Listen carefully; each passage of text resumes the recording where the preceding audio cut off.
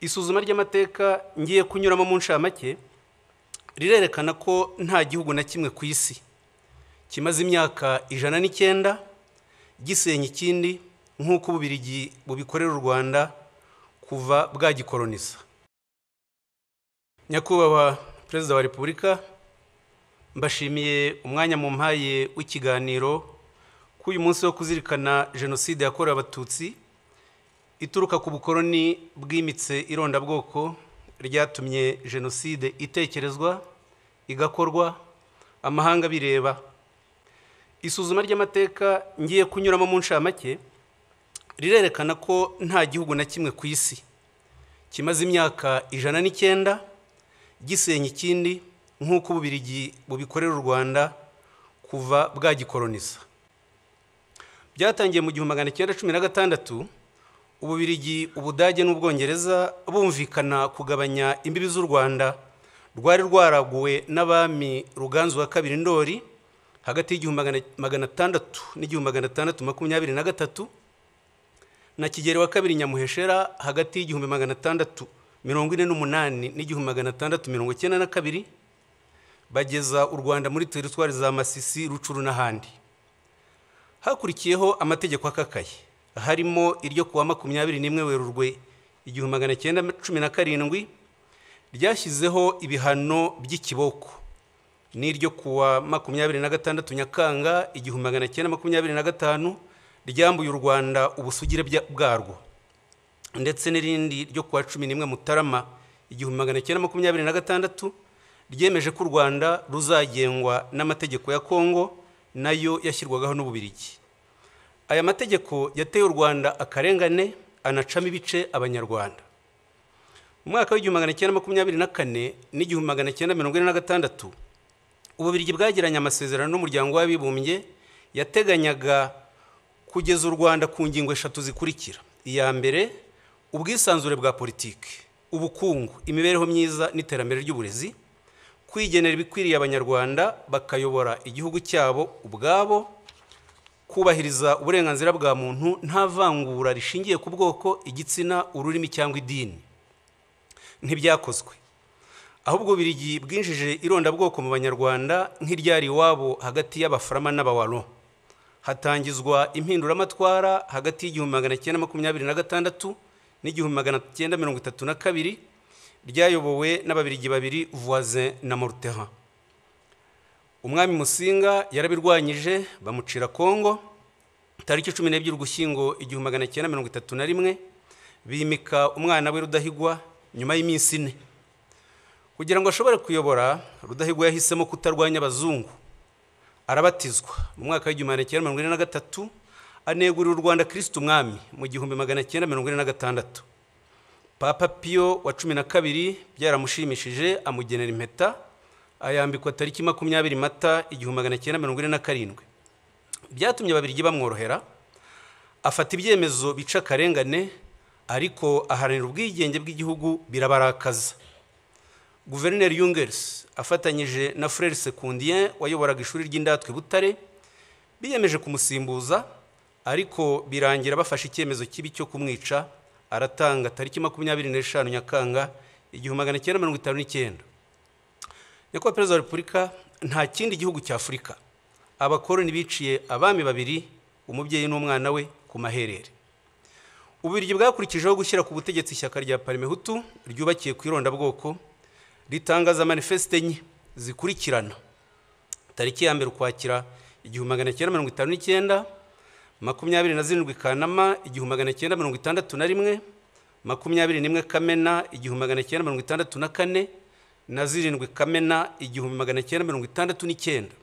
Zose izi manifeste zigishaga ko igihugu ari icy'Abahutu, kwica Abatutsi bigirwa gahunda ya leta yubakiye kuri iyo politike.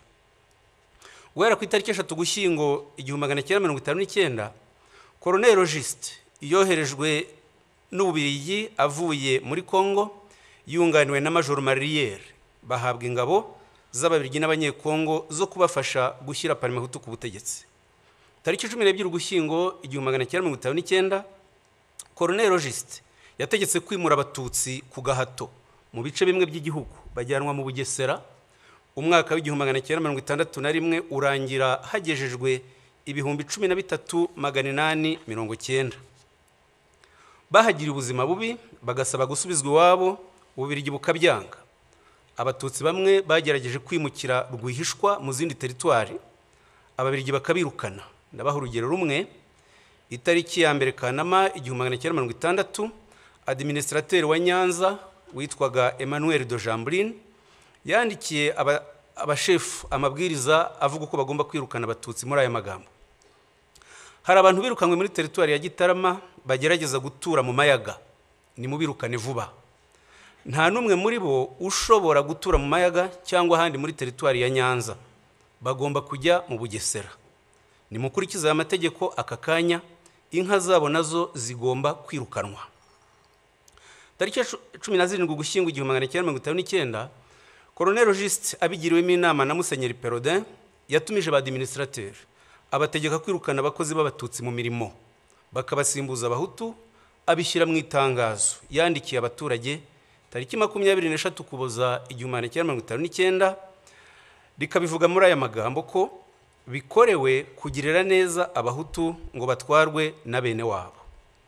Ishyaka rya Unare ryaharaniraga ubwigenge ryarabirwanyije, barihimbira ko ari ry'abatutsi bararirwanya, bariteza Kiliziya Gatolika baryitirira amatwara ya gikomuniste. Nyamara Unare yarimo ibyiciro byose by'abanyarwanda, duhereye kuri perezida waryo François Rukeba n'umunyamabanga mukuru Michel Rwagasana. Tariki 23 Kamena 1961, Ububiligi bwashyizeho itegeko ribi rifungura abantu ibihumbi 2,000 bakoze ubwicanyi hagati ya 59 na 61, rikavuga ko abazafungurwa ari abakoze ibyaha bikurikira bitatu byanditse gutya: kwica no gutwika abantu bagahira mu nzu, kwica umuntu buhoro buhoro cyangwa kumukomeretsa, gutegeka gusahura cyangwa kwica. Ironda bwoko ryakomereje mu ishyirwaho ry'ingabo z'igihugu, bishingwa Colonel Van der Straten yemeranya na Colonel Juste uburyo bizagenda. Tariki 29 Nzeri 1960, inyandiko mvugo ikabivuga gutya: ingabo z'igihugu zizaba zigizwe n'abahutu gusa. Ntidushaka kwitwaza kutabogama cyangwa demokrasi ngo twinjizemo umututsi n'umwe. Abatutsi bazajya bashaka kwinjiramo tuzajya twemeza ko badashoboye. Nubwo iyi mikorere irimo akarengane, ntidushaka kuvanga ihene n'ishu ngo twinjize mu ngabo zacu abantu bazaduteza ibibazo. Iperereza ry'Ububiligi ryagize impungenge ku miterere y'izo ngabo, rirabyandika ku itariki 30 Mata 1961 muri aya magambo: mu Rwanda itoranwa ry'ingabo z'igihugu rikurikiza kwinjizamo abahutu bonyine, iyo zigiye mu kazi zishyira imbere kuba ari abahutu kurusha inshingano za kinyamwuga zagombye kuranga umusirikare n'umupolisi. Turasanga bidakwiye kubashinga akazi k'umutekano.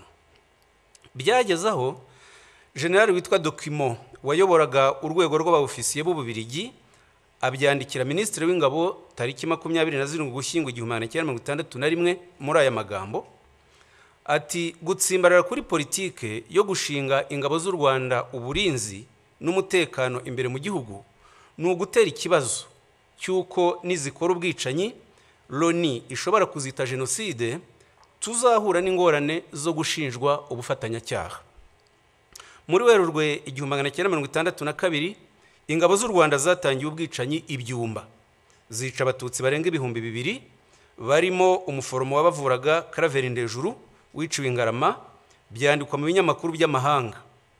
Mu Kuboza 1963, ingabo z'u Rwanda ziyobowe n'abofisiye b'Ababiligi Dubois, Florquin, Turpin na France zisha abatutsi benshi mu gihugu barenga ibihumbi 35.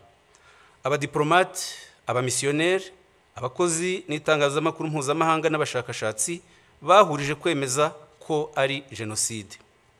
Ingero nkeya: telegramu y'ambasaderi w'Ububiligi yo ku itariki 24 Ukuboza 1963 yabyanditse gutya ati: hari abantu benshi bafatwa bagafungwa mu buryo bunyuranyije n'amategeko. Ndabona aho ibintu biriho bigana ari iyicwa ry'abatutsi benshi. Ambasaderi w'Ubufaransa mu Rwanda Marc Barbe nawe yanditse indi telegramu tariki enye Mutarama 1964 atanga icyegeranyo cy'abishwe muri aya magambo.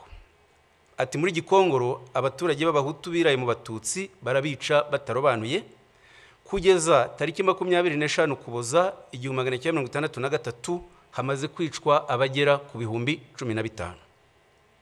Tariki 31 Ukuboza 1963 Ambasaderi Barbe yasobanuye uko ibikorwa by'ubwicanyi byakorwaga abyandika atya ati ubutegetsi bwatangije ibikorwa byo kwica habanje ubukangurambaga mu nzego z'ubutegetsi ba prefe rimwe na rimwe baherekejwe n'umuministre woherejwe na leta bagakorana inama n'ababurugumestre bakabaha amabwiriza yo kwikiza umwanzi. Ubwicanyi bwatangijwe ku munsi mukuru wa Noheli muri 1963 ariyo mpamvu ababurokotse babuhaye izina rya Noheli y'amaraso. Ububirigi bwarikanze busohora itangazo tariki 7 Gashyantare 1964 rivuga ibi bikurikira: dukurikije ibirego bishinjwa guverinoma y'u Rwanda igihe kirageze tubinyujije muri ambasade yacu hatangwa amabwiriza ku bakozi b'Ababirigi bari mu Rwanda y'uburyo bagomba kwitwara mu bikorwa bihabera byo gutsemba abatutsi. Ubwicanyi bwafashe intera mpuzamahanga tugomba kurinda Ububirigi kuzashinjwa uruhare muri iyi jenoside. Twari muri 1963. Tariki ya mbere Nyakanga 1962 Ububirigi bwatanze ingirwa bwigenge hajyaho itegeko nshinga tariki 24 Ugushyingo 1962 ryemeza ko igihugu ari icy'abahutu. Hakurikiyeho amategeko n'amabwiriza bikumira abatutsi mu mashuri no mu mirimo bigeraho tariki 17 Mutarama 1967 Minisitiri w'Ububanyi n'Amahanga abiherewemo amabwiriza na Perezida Kayibanda, Minisitiri Lazaro Mpakaniye yandikira za ambasade n'imiryango mpuzamahanga yakoreraga mu Rwanda ababuza guha akazi abatutsi. Habyarimana afashe ubutegetsi yashyizeho itegeko nshinga tariki 20 Ukuboza 1978 ryanditswe n'Umubirigi Philippe Regency wari umujyanama we rishimangira umurongo wo gukumira abatutsi mu nzego zose. Mu Kwakira 1982 Ubugande bwirukanye impunzi z'Abanyarwanda zigeze mu Rwanda, u Rwanda narwo ruzisubiza Bugande. Ako karengane nyuzemo mu ncamake katumye FPR ivuka itangiza urugamba rwo kubohora igihugu mu Kwakira 1990. Ububirigi, Ubufaransa na Kongo bohereje ingabo zirwanya FPR. Habyarimana asubiramo abitangariza itangazamakuru ko impunzi z'Abanyarwanda zitazataha mu mahoro. Arabivuga ku itariki ya mbere n'iya 4 Ukwakira muri aya magambo ati aho kubaha agace k'ubutaka bwacu uko kangana kose tuzemera turwane kugera ku wa nyuma. Abatutsi barashaka kugarura ubundi buhake kugira ngo bigarurire aka karere. Ntabwo twabona aho tubashyira, nta gukomeza kwitwaza ubuhunzi, bazake ubwene gihugu aho bari muri Uganda na Zaire. Nibwo bazemererwa kuza mu Rwanda, nabwo igihe kigufi baje gusura bene wabo. Mu gihe cy'imyaka 4 hagati y'1990 n'1994 leta ya Habyarimana yangishije Abanyarwanda FPR iyita inyangarwanda, inkoramaraso, abanzi. Bayihimbira ko igamije gutsemba rubanda nyamwinshi. N'abategetsi bamwe b'Ububirigi n'Ubufaransa ntibafataga FPR nk'Abanyarwanda. Tariki 3 Gashyantare 1991 Amiral Langsade wari umugaba mukuru w'ingabo z'Ubufaransa akaba n'umujyanama wa Perezida Mitterrand yamwandikiye inyandiko avuga ko FPR igizwe n'Abagande b'Abatutsi. Yongera kumwandikira indi nyandiko tariki 22 Mata 1991 yita FPR inyeshyamba z'Abagande b'Abatutsi. Iyi myumvire ni nayo yitirirwa M23 muri iki gihe, kwima rero itsinda ry'abantu uburenganzira bwo kuba iwabo bazizwe ubwoko bwabo n'icyaha kigize jenoside. Ubufaransa bwarabishyigikiye ndetse bufatanya n'Ububirigi. Ububirigi butanga imbaraga za politike ku buryo ishyaka rya IDC ryashyigikiye MRND no mu bwicanyi yakoraga. ku matariki ya 17 na 18 Mutarama 1991 IDC yakiriye intumwa za MRND ziyobowe n'umujyanama wayo wa Perezida Habyarimana Enoch Ruhigira, zakirwa na Minisitiri w'Intebe Wilfried Martens. Umuyobozi ushinzwe politike muri IDC Alain de Brouwer yarabimushimiye mu ibaruwa yo ku itariki 28 Mutarama 1991, anandikira Minisitiri w'Ububanyi n'Amahanga Mark Eiskens amusaba gufatanya bakarwanya FPR Inkotanyi. MRND yashyizeho abahuzabikorwa b'iyi gahunda, Karwera Mutwe Speransia na Ferdinand Nahimana Muzi wabaye ruharwa mu itegurwa rya jenoside no mu buyobozi bwa RTRM. Tariki 12 Werurwe 1993 umunyamabanga mukuru wa IDC André Louis yanditse ashyigikira ijambo Leo Mugesera yavuze rihamagarira kwica abatutsi ku Kabaya. Tariki 21 Mutarama 1993 André Louis yagiye mu Bufaransa kubonana n'abayobozi b'ishyaka rya Perezida Mitterrand, bumvikana gushyigikira MRND mu buryo bwose. Babikoraga bafite ibimenyetso byose ku itegurwa rya jenoside ryakorwaga na Habyarimana na leta ye. Hagati y'itariki 19 Mutarama na 11 Werurwe 1994, Lieutenant Nice wari ushinzwe iperereza mu ngabo z'Ububiligi za Minuar yanditse raporo 29 agaragaza itegurwa rya jenoside ntibyabujije Ububiligi tariki 2 Gashyantare 1994 kwirukana umwamikazi Rosalia Gicanda wivurizagayo, arataha yicwa tariki 20 Mata 1994. Ntibyanababujije gutererana abatutsi bari babahungiyeho muri Eto Kicukiro tariki 11 Mata 1994. Muri Nyakanga 1994 bamwe mu badepite b'Ababiligi bakoreye ubutumwa i Goma na Bukavu, babonana na guverinoma n'ingabo zakoze jenoside, babagira inama yo gushyiraho guverinoma ikorera mu buhungiro n'ishyaka rya politike, babishyira mu nyandiko bise ibigenga itahuka ryihuse ry'impunzi z'Abanyarwanda. Iyi nyandiko yatangajwe tariki 20 Ukwakira 1994, ikaba ariyo ikomokaho FDLR y'iki gihe ikomeje ubwicanyi mu karere ku bufatanye na leta ya Kongo n'ingabo zayo. Nyamara guhera mu mwaka w'2000 umuryango w'abibumbye wafatiye FDLR ibyemezo birenga 40 bitegeka ibihugu kuyirandura burundu. Ni nayo MONUSCO yahawe inshingano yo kuyirandura, ariko ntibikora, nk'uko Minuar Yunamir muri 1993 na 1994 itabujije jenoside mu Rwanda. Umuryango w'ibihugu by'i Burayi nawe wafashe ibyemezo byo kurandura FDLR, nk'icyo ku itariki 10 Mutarama 2008 n'itariki 8 Ukuboza 2010. N'umuryango wa Afurika yunze ubumwe wafashe ibyemezo nk'ibi, nk'icyo ku itariki 10 Mutarama 2005 mu nama y'abakuru b'ibihugu yateraniye i Libreville muri Gabon. Biratangaje rero kuba hari ibihugu muri 2025 bibeshywa n'Ububiligi bikihutira guhana u Rwanda byirengagije ibi byemezo byose n'ubufatanya bw'icyaha bwa Kongo na FDLR. Ibyo bihugu bivuga iyubahirizwa ry'amategeko mpuzamahanga, bikayarebera ku ruhande rumwe rwa Kongo, ntibite ku busugire bw'u Rwanda bwatewe kenshi na FDLR, ntibite ku karengane k'impunzi z'Abanyekongo b'Abatutsi zirukanwa na FDLR zimyaza imyaka 31 mu buhungiro. Kongo yita izo mpunzi udukingirizo, le pantin. Ni kimwe nuko hagati ya 1990 na 1994 leta ya Habyarimana n'abambari bayo bitaga FPR Inyangarwanda z'Abagande. Ni nabyo muri Nyakanga 1994 Perezida Mitterrand yagaragaje avuga ngo muri biriya bihugu jenoside nta kintu kinini isobanuye. Kuva muri Nyakanga 1994 kugeza amagingo aya, Ububiligi nicyo gihugu cy'i Burayi gikorerwamo ipfobya rya jenoside yakorewe Abatutsi no kugoreka amateka yayo nta nkurikizi. Nyamara nta ushobora gutinyuka guhakana jenoside yakorewe Abayahudi ngo bimugwe amahoro, kandi jenoside ari zimwe mu rwego rw'amategeko, ku buryo n'ibyaha byo kuzipfobya byagombye gufatwa kimwe.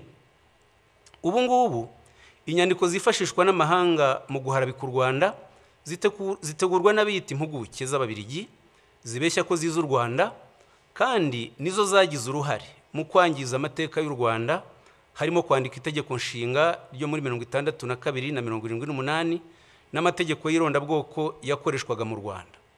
Umwe muri zo, Philippe Regency, abyigamba ku mbuga nkoranyambaga ko bagomba guca icyo yita agasuzuguro k'u Rwanda. Hariho n'ibihugu nk'Ubwongereza byinangira mu kohereza abakoze jenoside mu Rwanda no kutabacira imanza. Nyakubahwa Perezida wa Repubulika, ngana ku musozo, ubugome busenya u Rwanda bwakoreshejwe muri imyaka 31 ni bwinshi, ariko ntacyo bwadutwaye kubera ubuyobozi tubakesha bwubaka ubumwe bw'Abanyarwanda. Ijoro ribarwa riraye, tuzi urwobo mwakuyemo u Rwanda isi yarutereranye, tuzi n'aheza mu rugejeje. Dufitanye namwe igihango tudashobora gutatira. Ntituzemera abasenya ubumwe bwacu n'abimika ingengabitekerezo yasubiza u Rwanda mu icuraburindi. Uburenganzira bwacu bwo kubaho twihitiyemo ibidukwiriye ni ntavogerwa. Ababikerensa ntibaduheho, babyumve batureke. Ndabashimiye Nyakubahwa Perezida wa Repubulika.